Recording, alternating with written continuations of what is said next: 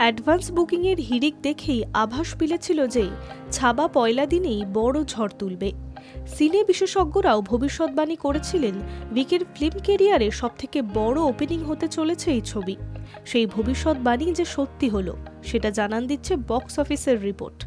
মাত্র ৩ দিনেই ১০০ কোটির গণ্ডি পেরিয়ে ২৫-এর বক্স অফিসে নতুন মাইলস্টোন গড়ে ফেলল ভিকি কৌশলের ছাবা, যা কিনা অভিনেতার ফিল্মি ক্যারিয়ারেও সবথেকে বড় ওপেনিং হওয়ার পাশাপাশি ২০২৫ সালের বলিউডের বক্স অফিসে বড় ওপেনার হিসেবে নাম লিখিয়েছে এই সিনেমা।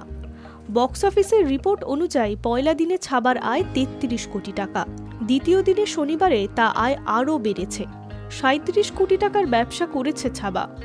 রবিবারের আয় থেকে বেশি ৪৯.৬৩ কোটি টাকা, আর সোমবার বিকাল পর্যন্ত ৬.৬৭ কোটি টাকা। সব মিলিয়ে ৩ দিনে ১০০ কোটি পার ছাবার।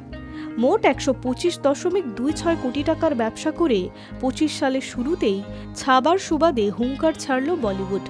সোমবার সেই উপলক্ষেই মুম্বাইয়ের ঐতিহ্যবাহী বাবুলনাথ মন্দিরে পুজো দিলেন ভিকি কৌশল। পরনে কুর্তা পাজামা, পায়ে কোলাপুরি চপ্পল, ট্র্যাডিশনাল পোশাকে মন্দিরের গৃহগর্ভে দেখা গেল ভিকিকে।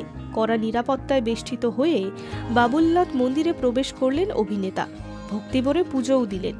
ছাবার সফল রিপোর্ট কার্ডের মাঝেই সেই ছবি আপাতত ভাইরাল। High news network.